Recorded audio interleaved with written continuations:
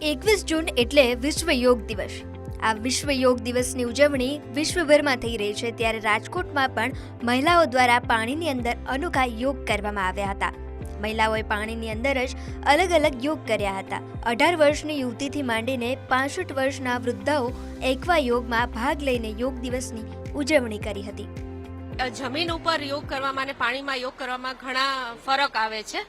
તો એની અંદર કેવું છે કે અમુક આસનો જમીન ઉપર ના થઈ શકતા હોય, તો પાણીની અંદર એ આસનો આસાનીથી થઈ જાય છે, કેમ કે પાણીની અંદર ગ્રેવિટેશનલ ફોર્સ ઘટી જતો હોય છે, ગુરુત્વાકર્ષણ બળ ઓછું થઈ જાય, એટલે એનાથી શરીરને વળવામાં સરળતા રહે।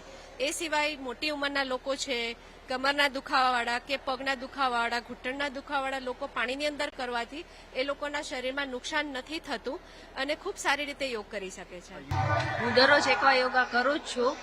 હું રેગ્યુલર અહીંયા સ્વિમિંગ પુલમાં આવું છું। આનાથી ઘણા ફાયદા છે। આનાથી આખો દિવસ સરસ પસાર થાય છે, સ્ફૂર્તિ રહે છે, શરીરમાં મજા આવે છે। મારી એજ છે 66।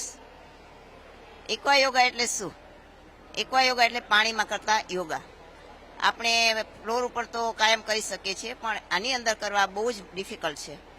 પાણીની અંદર એક્વા યોગાથી કેટલા બધા ફાયદા થાય છે। આપણું શરીરનું બ્લડ સર્ક્યુલેશન વધે છે, આપણું માઇન્ડ કંટ્રોલ થાય છે, પ્લસ આપણે કોન્ફિડન્સ વધે છે, અને એક્વા યોગા કરવા ઇઝી નથી।